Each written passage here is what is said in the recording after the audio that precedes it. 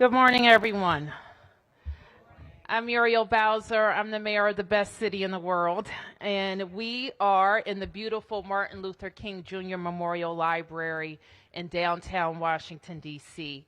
I want to acknowledge and thank Rich Ray's Gavlin and all the staff here at D.C. Public Libraries. Give them a big round of applause for not only delivering to us, but programming one of our nation's best central libraries. So we are always delighted to be here and always happy to come to this facility for important events of our government. And this is one such important event. Today, I'm going to name the next chief of the Metropolitan Police Department. And you can see that we're joined by our council member for Ward 2, our host council member and chair of the council's Committee on Public Safety and the Judiciary, Brooke Pinto. Please give her a big round of applause.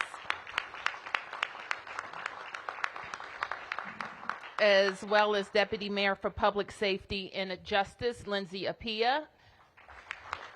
And I want to thank Lindsay for leading an incredible recruitment and search process for MPD. So thank you, Lindsay, for your leadership and hard work.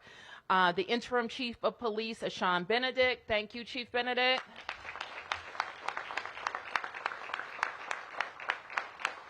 As well as the Assistant Chiefs of MPD and command staff who are all present. Give them a big round of applause.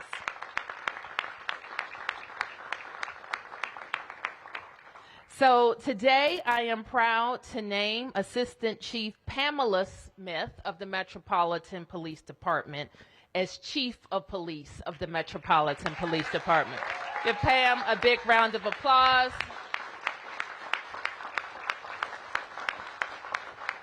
Chief Smith has a distinguished 25-year career in law enforcement. She knows Washington, D.C., she knows MPD, she knows policing, and she understands very well the network of law enforcement and public safety teams that work to keep Washington, D.C. safe. And as we know, she is resilient and ready for this role. And this won't be her first time stepping into a historic role, but for us, Chief Smith becomes the first African-American woman to be the permanent chief of Metropolitan Police Department.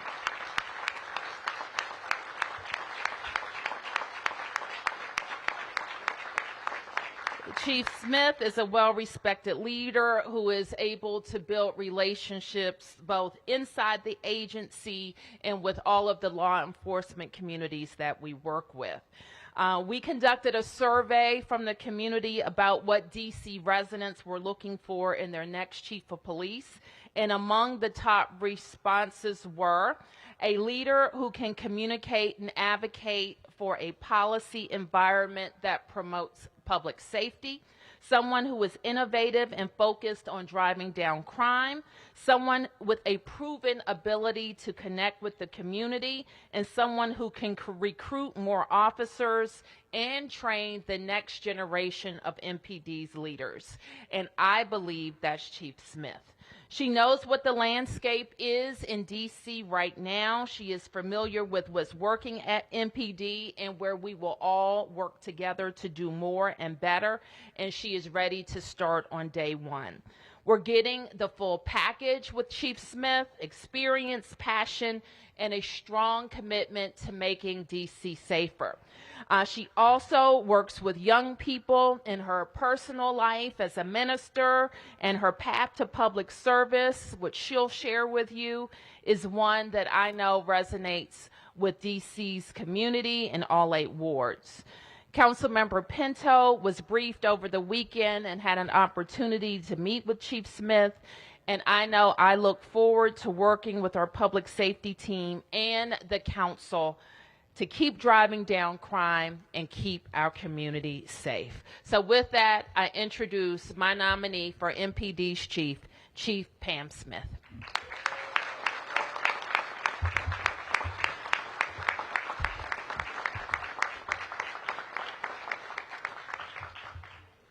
Thank you, Mayor Bowser, for that kind introduction.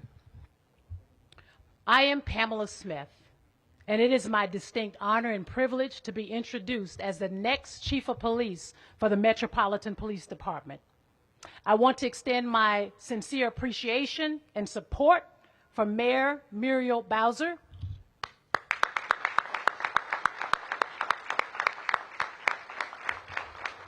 for her confidence and my nomination in this role as Chief of Police. I also want to thank Interim Chief of Police, Sean Benedict, for his role over the past months, his leadership, and his dedication to this community.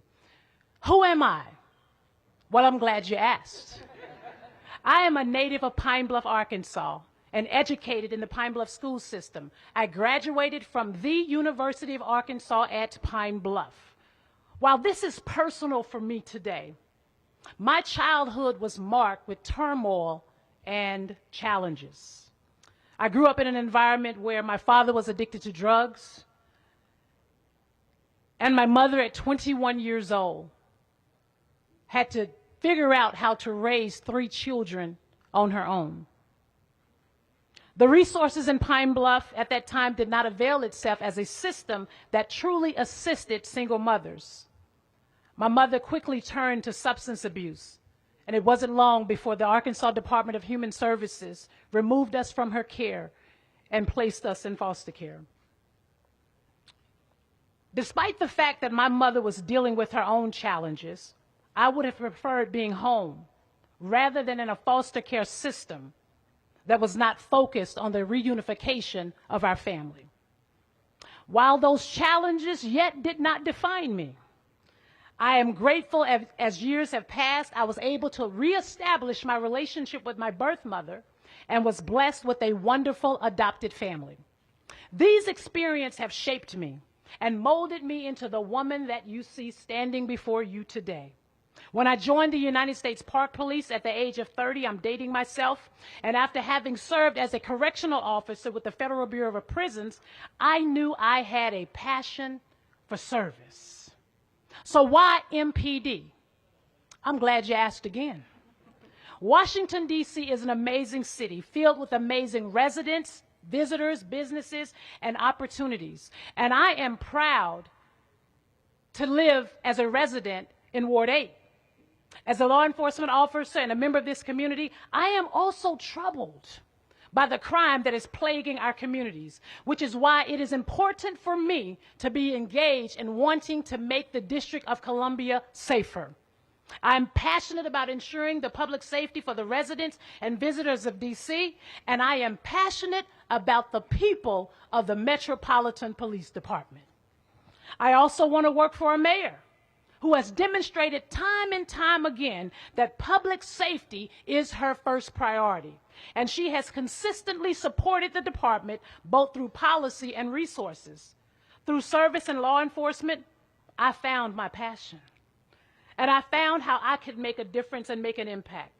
I had the opportunity at U.S. Park Police to work in 4 different jurisdictions, including 3 major metropolitan areas, including Washington, D.C., New York, and San Francisco. I worked with local crime strategists in each of those jurisdictions, and I rose to the ranks until I retired in 2022 as the first African-American woman to serve as police chief in the U.S. Park Police's 230-year history.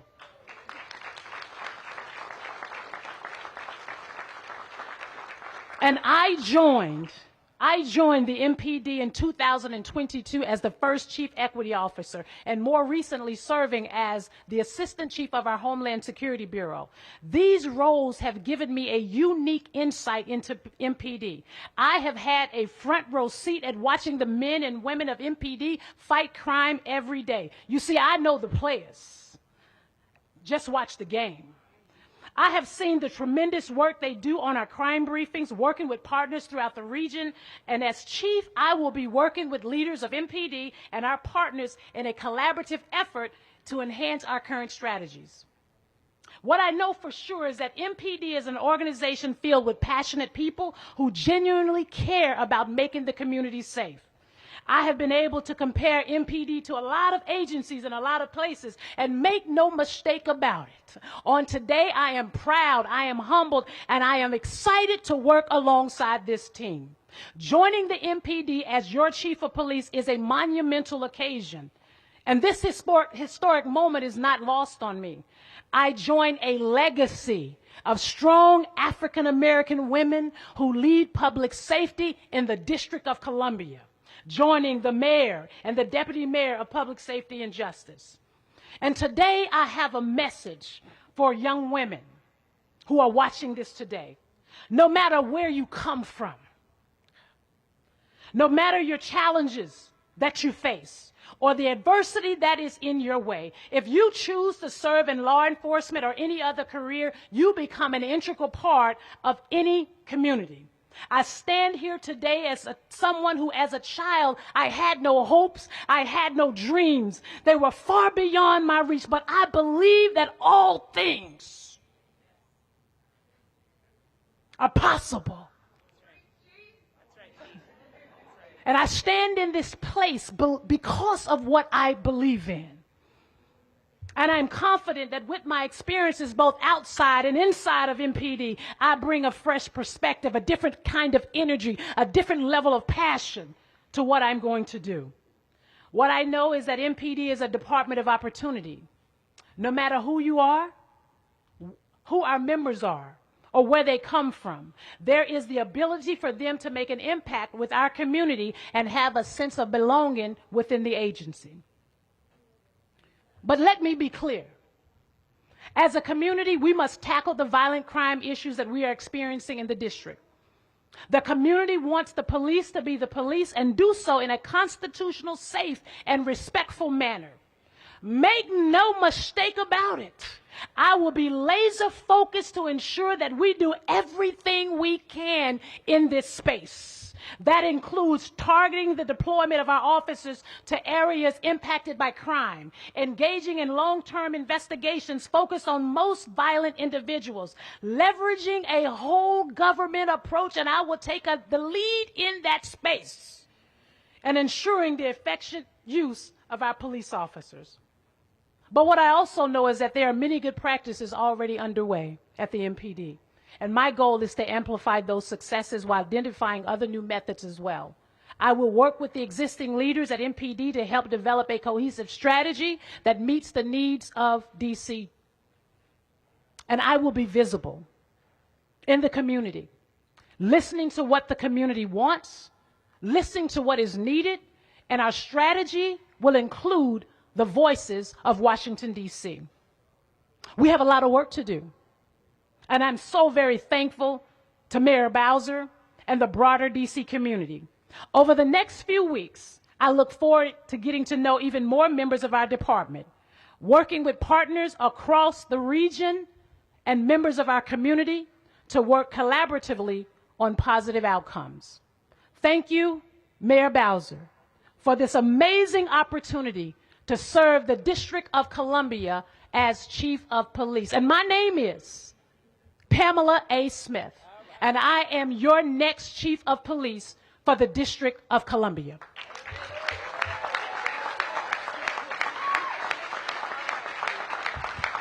All right.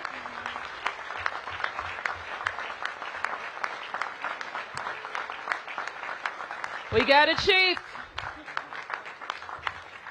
So with that, I want to thank Chief Smith, and I want to turn to Councilmember Pinto for a few words. Well, thank you so much, and I officially understand the meaning of I can't follow that. But that was very inspiring. I'm Brooke Pinto. I have the privilege of being the Ward 2 council member as well as the chair of the Committee on Judiciary and Public Safety.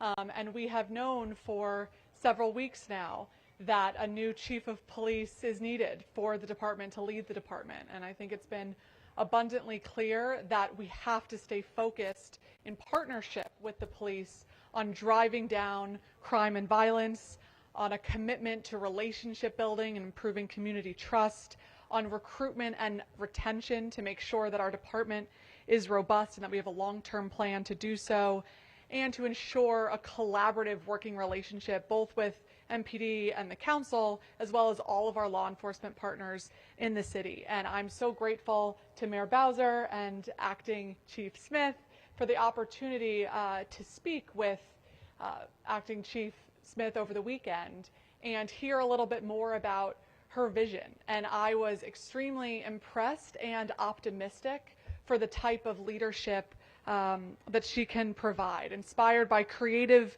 approaches she's committed to with community policing, with investments in technology, with a commitment to relationships that she already has in Washington, D.C. with our residents and will continue to build on, with the diversity of experiences that she has both within MPD and outside MPD, with the diversity of jurisdictions, which I think is a really unique blend of experience that will help enable her leadership, and an expressed commitment, which I really appreciate, to a collaborative partnership and relationship with myself and with the council. And so I am looking forward to the next steps to shepherd this process forward through the council with a robust community engagement process, and we'll be working with Mayor Bowser and Deputy Mayor Pia to ensure that that confirmation hearing can be scheduled as soon as possible so we can hear from everyone in the public. But again, want to extend my congratulations to Acting Chief Smith, and looking forward to continue staying focused as a government on driving down crime and violence, which is our #1 focus right now. Thank you. Thank you, Councilmember. Thank you. Thank you. Okay, questions? Questions? I'll take press questions. Yes, ma'am.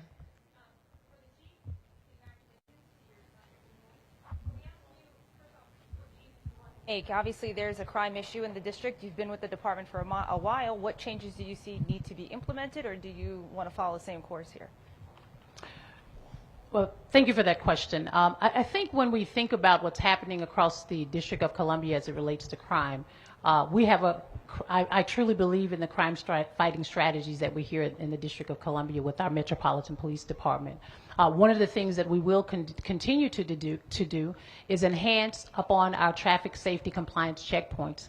We will redeploy our officers in areas where we have a high crime area.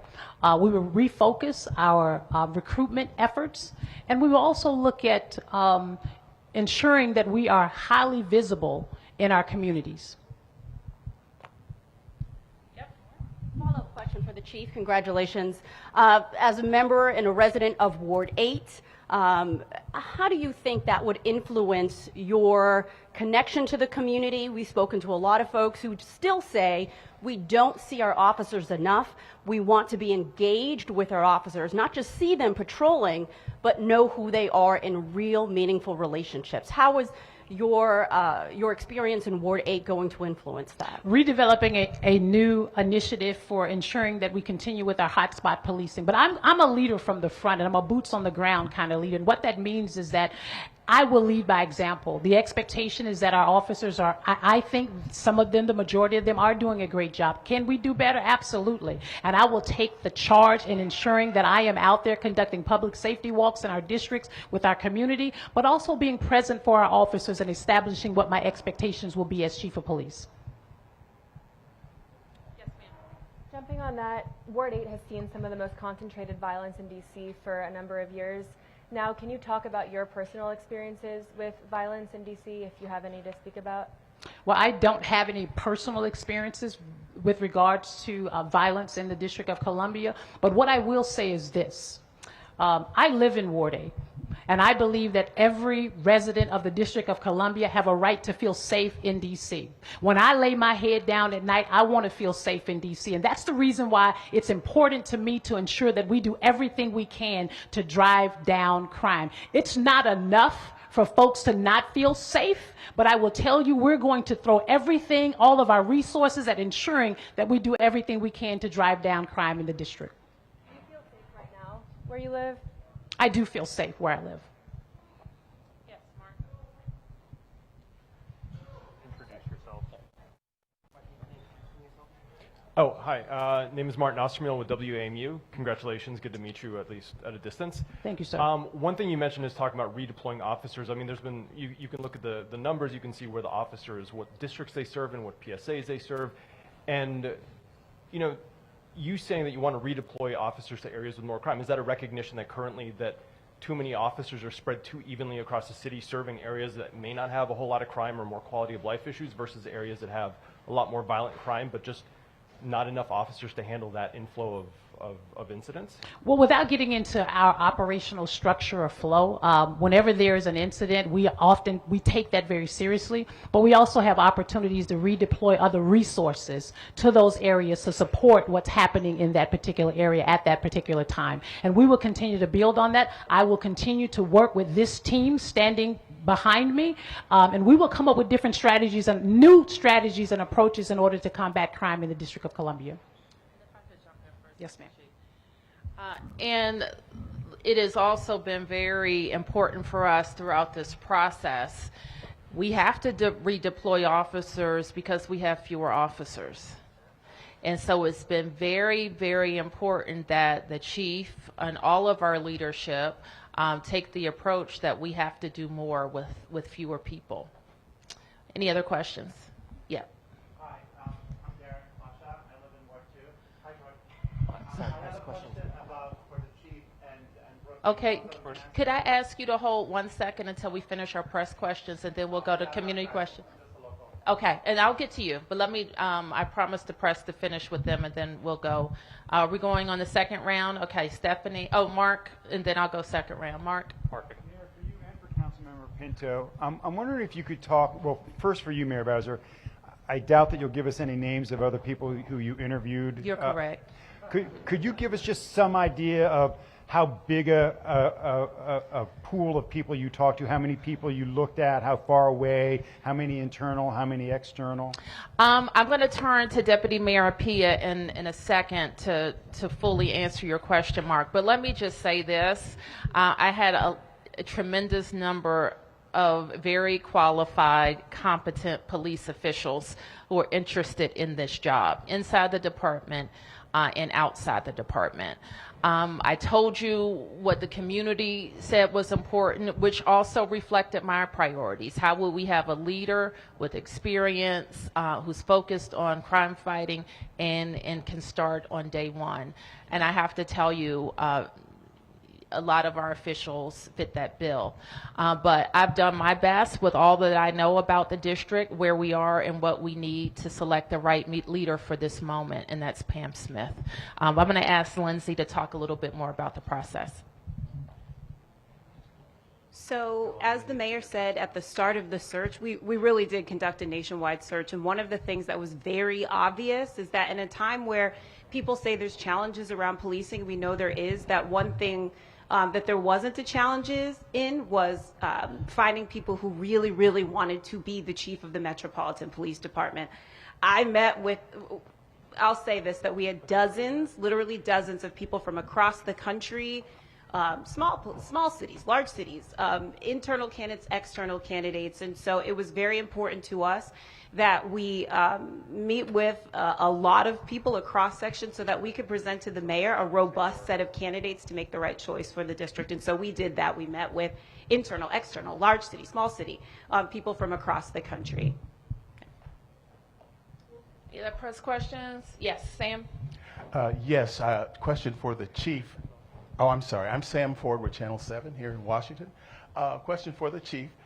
So you came from U.S. Park Police Chief over to a job at MPD. Did you come with the idea that this day might occur, that might happen? Well, no, sir. To be honest, when I retired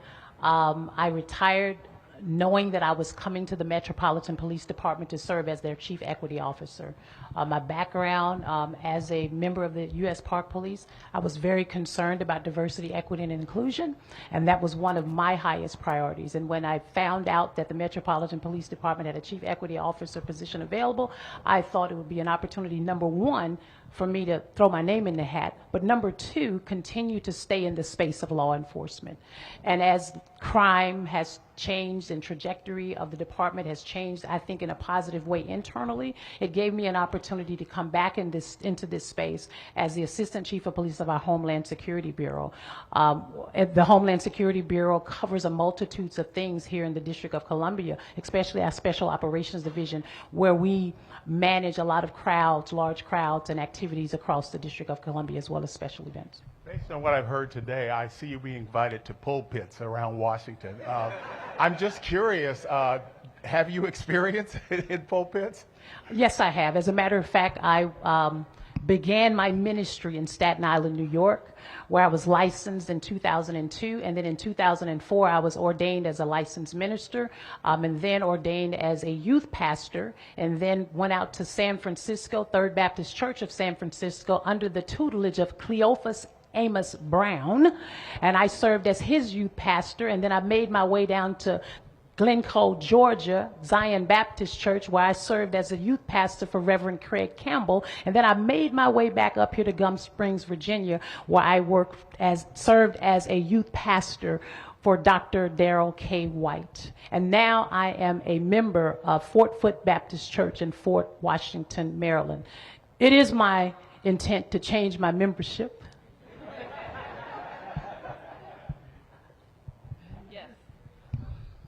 Hi, Leonard Fleming, DC News Now. Chief, congratulations for the new position. Thank you, Chief, can you assess the morale in the department and talk about sort of how you plan to improve morale if it's low? So I can't put a gauge on whether morale is low or not. What I can say is that I believe we have the best officers working at the Metropolitan Police Department. I think in order for how I lead, again, is I lead from the front, being present for the officers, attending roll calls, going out to the districts, conducting ride-alongs with my officers, and also just being present for them and listening to them and hearing from the voices of the employees. One of the things that I did, which I think helped me to become more familiar with the Metropolitan Police Department, was that as I became the Chief Equity Officer, I launched what's called Voices Tour, a listening session where I hit every single roll call, every district, internal, external, to ensure that I had a good compass of what was happening within the Metropolitan Police Department, which led me to the space that I am in currently today, but more importantly, moving into the space of the Homeland Security Bureau. I think that I come with a leadership style that I think I have been able to mentor, coach, and guide others along the way, and I'm going to use those same skills and characteristics to ensure that we are leading a very prosperous agency within the MPD. How would you describe your leadership style? Transformational. Chief Conte coined a phrase that excellence is transferable. And I believe that. I believe that excellence is transferable. I believe that what you put out and how you invest in others is the return for which you're going to get. And I know that folks have deposited into me, and I stand here today because I'm going to give them a return on their investment. Okay, we're going to do one more round. I'll start on this side this time. Mayor Bowser, this is for you. With the emergency legislation and this new nomination, you've got a lot of movement in the public safety space. What would success look like for you in about 3 months? Well, it shouldn't be a surprise to you that we're very focused on making sure that everybody across all 8 wards feels safe in their communities. And that's what we drive on each and every day. For MPD, that means deploying and driving down crime. For ones, that means preventing crime. For DBH, that means getting to more people who need services. For the rest of the government and schools, that means something else. So I think it means that we are executing on strategies that we know are effective that will lead to reductions in crime. Sorry, just one quick follow-up. Is there anything specific, like data or benchmarks, that you look at that you hope to see at a certain place in a few months? We look at benchmarks not in 3 months. We look at them daily, and we're looking at use of guns. We're looking at Part 1 crimes. We're looking at what's going through the courts. So we're looking at crime data daily. And Martin. Chief, given your history as a youth pastor, I'm just curious if you've given thought, I'm sure you have, but what you would tell residents, what you tell folks in the community, what you tell youth about the current situation with juveniles being involved in crime. I mean, there's been more shootings involving juveniles, a lot more homicides involving juveniles. Do you have any thoughts about why that's happening and what can be done about it, given your experience? Well, I think that we have to have an all-government approach in order to deal with our young people, our juveniles. We need to ensure, I think there are a lot of programs that are out there in our parks and recreation programs, but I also think that there has to be some accountability for the parents. And I think that's the part that we're missing, being able to really reach out, engage the parents just a little bit more to ensure that we can really build a good legion of leaders with our juveniles here in the District of Columbia. Okay, Stephanie.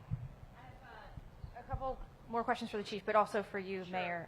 Chief, with regard to what you just said, a lot of programs out there seems to be an issue with attracting those kids to those programs. You can't make them do it. And some of the programs available, they don't necessarily want to partake in. How do you plan on engaging youth that way? Community engagement. I mean, we have community engagement officers within the Metropolitan Police Department. And as we continue to increase our numbers as far as staff, we will continue to enhance and build upon our community engagement efforts in the District of Columbia. And you did mention a few things you want to do, but what's the first thing you want to do as Chief of Police? Drive down crime. And then for the Mayor, please.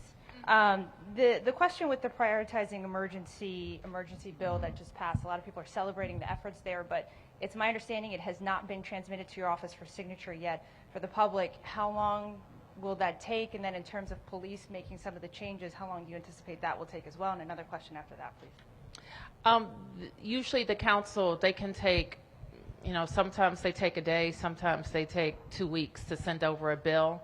I don't know exactly what happens on that side. It's not the council member Pinto's. It happens in the chairman's office. So they have some work to do, and the process is called enrolling the bill. And when the bill comes over, then I sign it. So do you foresee, any tensions that you've had with the chair having to do with this delay, or this is just? I wouldn't call it a delay. This is kind of in the normal amount of time that it usually takes to send a bill over. Interview with the Chief. Any reason why the interview was placed with NBC4 and why the message is only going to be transferred through one station? Well, we're all here now. Any other questions? Yep. I have one question because we are coming off a very unfortunate violent weekend where there was a cyclist who was killed in Northwest in an attempted robbery. We know Thursday there was another worker killed in an attempted robbery on Howard University campus. Mayor and the Chief as well, speak directly to the public. We know there are a lot of movements being made, but what tangible things can they see in their neighborhoods, and how can folks keep themselves and their neighbors safe? I think what we've seen, and I'm pretty sure the Thursday very unfortunate homicide has been demonstrated as a robbery. I'll have MPD brief out on the 3rd Street homicide in a little bit. I'm not exactly sure what the motive is there, but in each case we've had guns, people willing to use guns, and a desperate, unnecessary loss of life. And what we need to do is make sure the people who have committed those violent acts are off the streets, and we need to continue to focus on keeping guns out of the hands of people who will use them. And how can residents keep themselves safe? I mean, folks are fearful. I talk to a lot of neighbors who listen to the blogs and read the blogs and hear about all the robberies and the carjackings happening in their communities, which used to be sleepy at one point. How can residents keep themselves safe? I think that residents continue to make clear to all of us that we need a policy environment that helps keep them safe, that we need the officers that can be deployed, that all of the other parts of government can be deployed, but also as they recognize problems in their communities or maybe even problems in their own homes where guns are involved, that they need to engage us. All right, are those all the press questions? All right, I'll take these 3 here. Yes, sir. You were first. Mr. Pasha, was it? Yeah. Okay. I'm Darren. I have a I have a question for the chief about deploying new CCTV Hold camera. on. He'll hold the mic. It's okay. So I don't feel safe. I'm a Ward 2 resident. I don't Okay. feel safe. Last year, I got my scooter stolen, $3,000. Then this year, my friends got their stuff stolen right in front of me. I don't feel safe because when I called the cops, they looked at CCTV camera. They found out 2 was not working. So my suggestion is, as a new chief, to come on, can you please deploy more CCTV camera so officers, when they go, they could stop the crime, because it's unfortunate. Just read the blogs of next door neighbor. People are getting their stuff stolen, and I want more CCTV camera to be in the city, and I want actual ones that are working. So when I call the police department, they can. All right, So what's I'll your take that, suggestion? Chief. And so we agree with you. We need increased deployment. I think you know that we have put thousands of cameras out in our private camera security program, which has been very helpful to MPD. We look to deploy and replace some of our existing CCT cameras and install more. Yep. Chris Williams with Southwest Voice. Crime is a function of many social and economic factors. DC has acute and growing racial disparities in health and wealth worsened by district policies. Can we expect a more holistic approach in deterrence and prevention, namely with racial equity priorities? Yes, and people who are following what we've done over the last 9 years know that our approach to crime has a law enforcement component for sure, and we need to have the officers that we need, and they need the tools that they need, and we're going to continue to grow those resources. But we're also heavily invested in what I call prevention and opportunity programs, probably second to none in the country. Yeah. Yeah, Matt Delaney, Washington Times. 2 quick questions for the chief. I was just wondering, she mentioned accountability for parents. I was wondering what that looks like. Well, I'll turn to the chief in talking about that, but I asked, as you probably know, when I introduced our Safer, Stronger legislation, I also asked each of our deputy mayors to focus and look at the programs that they are responsible for to make sure they're working, and if they are, how can we, expand them and level them up?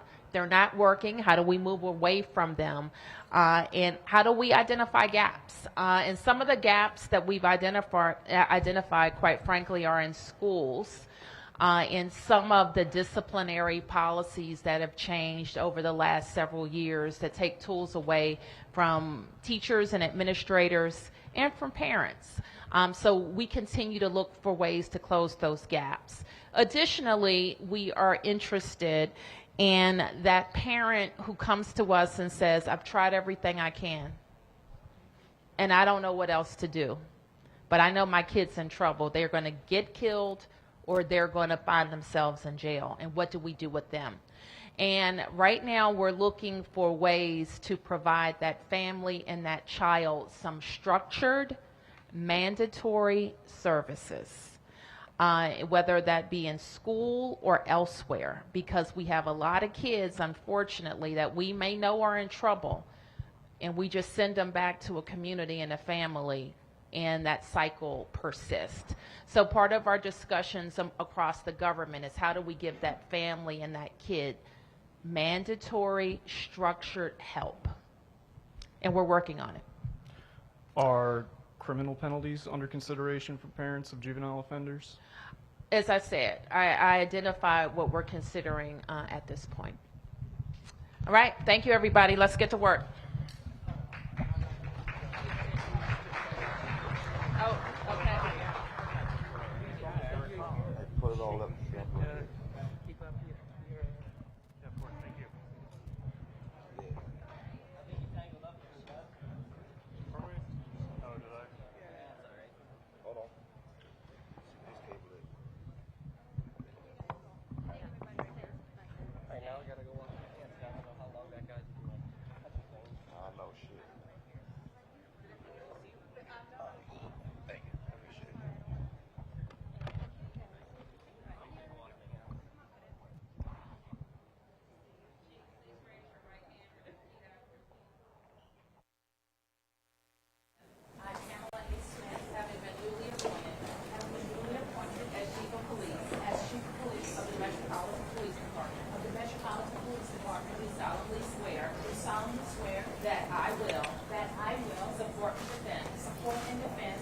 Constitution of the United States the Constitution of the United States against all enemies, against all enemies, foreign and domestic, foreign and domestic, and bear true faith and bear true faith and allegiance and allegiance to the same. I will faithfully enforce I will faithfully enforce the laws of the United States of America the laws of the United States of America and of Washington, D.C. and of Washington, D.C.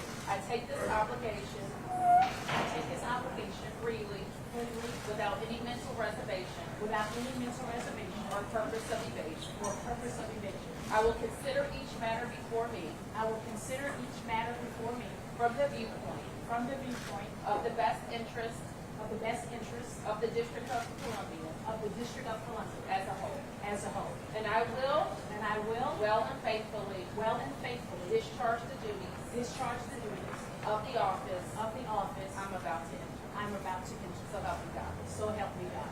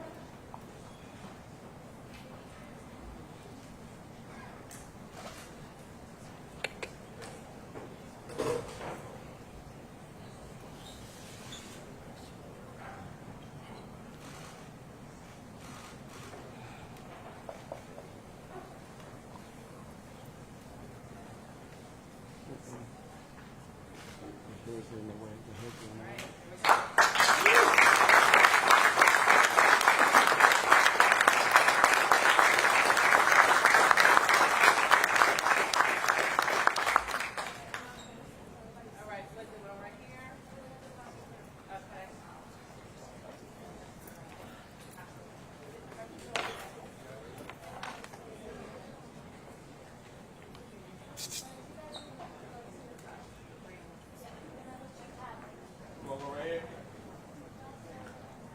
Photoshop.